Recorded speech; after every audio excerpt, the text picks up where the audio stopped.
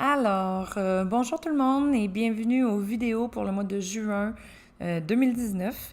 J'ai fait un jeu en 3 cartes. J'ai accompagné mes 3 cartes majeures de cartes mineures et de cartes honneurs et j'ai pigé une carte majeure pour la carte majeure, encore une fois, qui était sortie à l'envers, donc le soleil. J'ai pigé une carte solution qui va être l'empereur pour ce mois de juin 2019.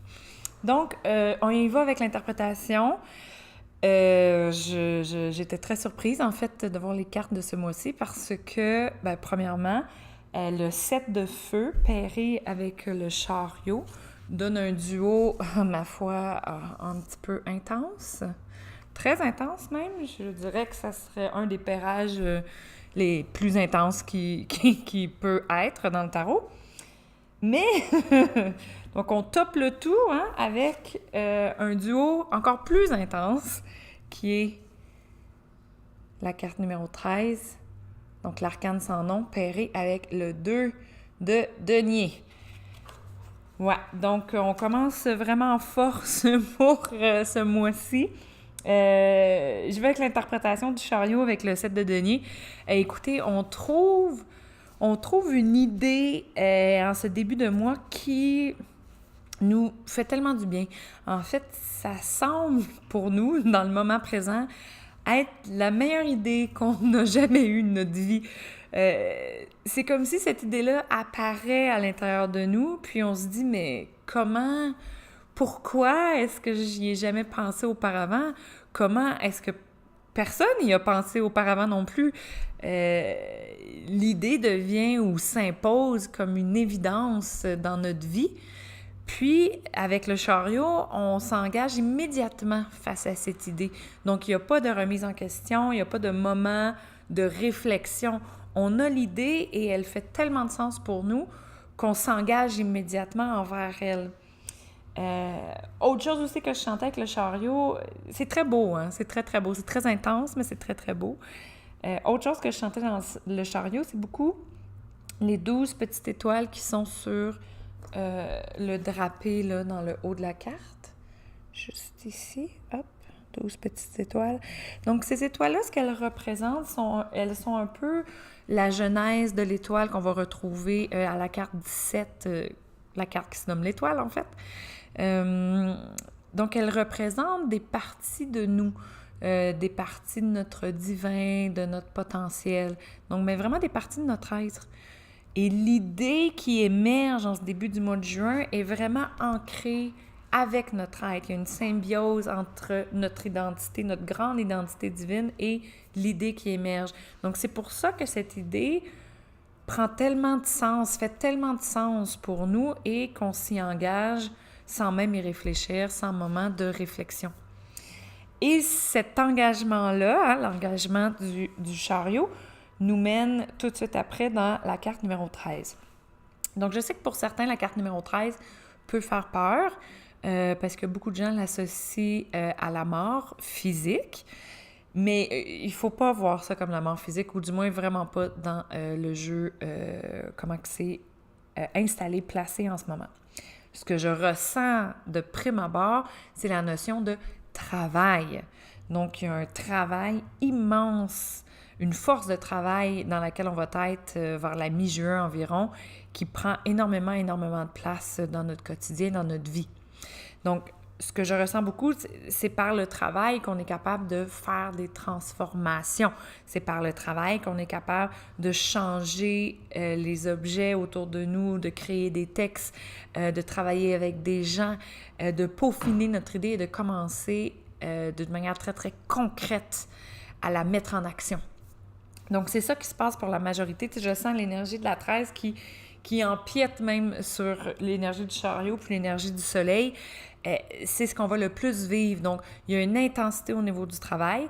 Et comme elle est pairée avec le 2 de denier, c'est qu'on va travailler pairé probablement avec quelqu'un. Donc, ce qui rend l'idée encore plus excitante, parce que déjà qu'on est, on est déjà énervé avec le 7 de feu, qu'on se dit « Wow, c'est la meilleure idée que j'ai jamais eue », mais en plus de ça, on est capable d'embarquer des gens avec nous dans notre idée. Donc, avec le 2 de denier, ça peut être un collègue de travail, ça peut être votre partenaire de vie, un ou une amie, donc peu importe c'est qui, mais il y a vraiment quelqu'un qui vous suit dans cette idée-là et qui est aussi illuminé que vous, là, dans ce projet et qui va travailler aussi fort que vous. Parce que dans le 2 de denier, ce qu'on voit, c'est que l'apport des 2 partenaires est aussi important d'une part que de l'autre. Donc, on retrouve en quelque sorte un partenariat qui fait vraiment beaucoup de bien. Donc, c'est rare qu'on est capable de trouver quelqu'un qui est aussi motivé que nous, qui a le même apport en travail que nous et que le partenariat est juste en fait. Donc, c'est doublement excitant dans ce mois de juin de se lancer dans cette idée et ce projet-là. Par contre, c'est bien beau tout ça, c'est magnifique, hein, vraiment, pour vrai, c'est magnifique, puis il faut en profiter. Sauf que vers la fin du mois, on a le soleil à l'envers, donc probablement vers le solstice et après, on se retrouve dans une position où, d'après ce que je sens, on n'a pas la reconnaissance ou les retombées financières qui vont avec le travail et l'excitation qu'on a depuis le début juin. Donc, on se sent débiné, on se sent diminué et on pourrait aller même jusqu'à remettre en question l'idée et le partenariat. Faites pas ça, s'il vous plaît. C'est pas ça que la carte, elle veut dire. Ce qu'elle veut dire, c'est que, en quelque sorte, on ne pourrait pas soutenir le rythme de l'arcane numéro 13 très, très longtemps dans notre vie. Donc, autant que c'est important de se lancer à fond dans ce projet-là et dans ce travail-là, autant c'est important de revenir les 2 pieds sur terre et d'être moins dans cette énergie-là d'illuminer, justement, puis de croire à notre idée d'une manière un peu déconnectée de la réalité. La réalité, ce qu'elle est, c'est ceci, hein, avec le valet d'épée. Donc, le valet d'épée, c'est la première carte des honneurs en épée.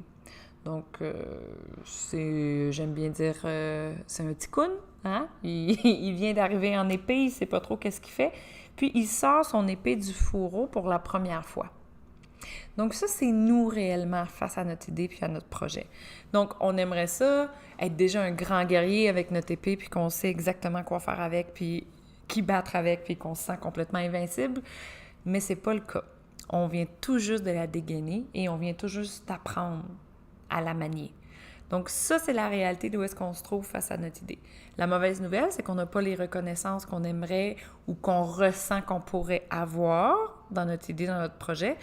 Mais la bonne nouvelle, c'est que c'est un projet qui va durer longtemps dans notre vie, comme carrément une nouvelle sphère, un nouveau domaine de vie qui s'ouvre puis qui commence à se développer.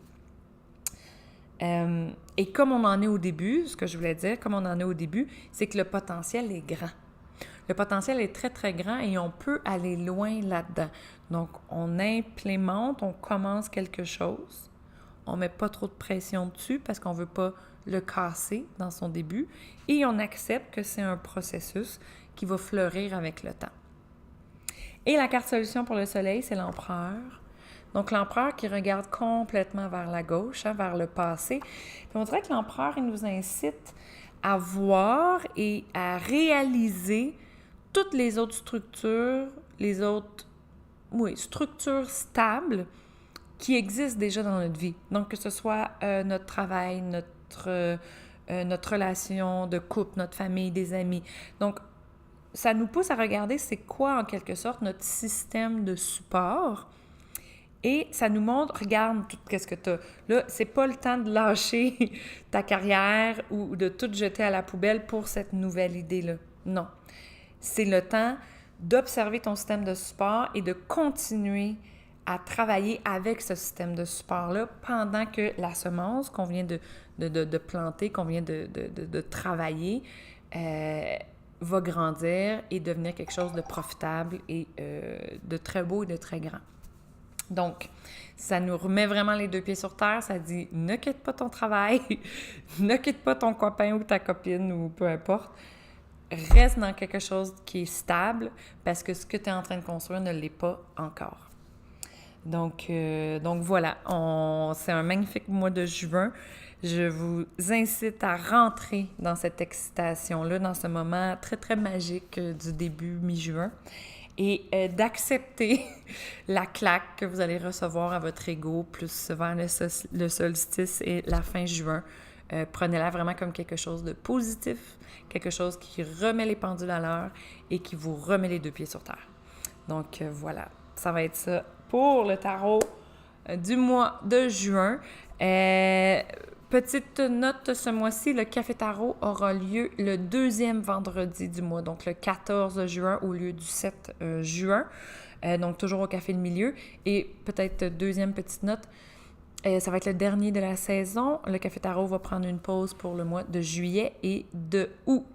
Alors voilà, nous, on va se revoir en juillet et en août. Il va y avoir des vidéos tarot pour les 2 mois estivaux. Donc voilà, bon mois, puis je vous dis à la prochaine. Au revoir.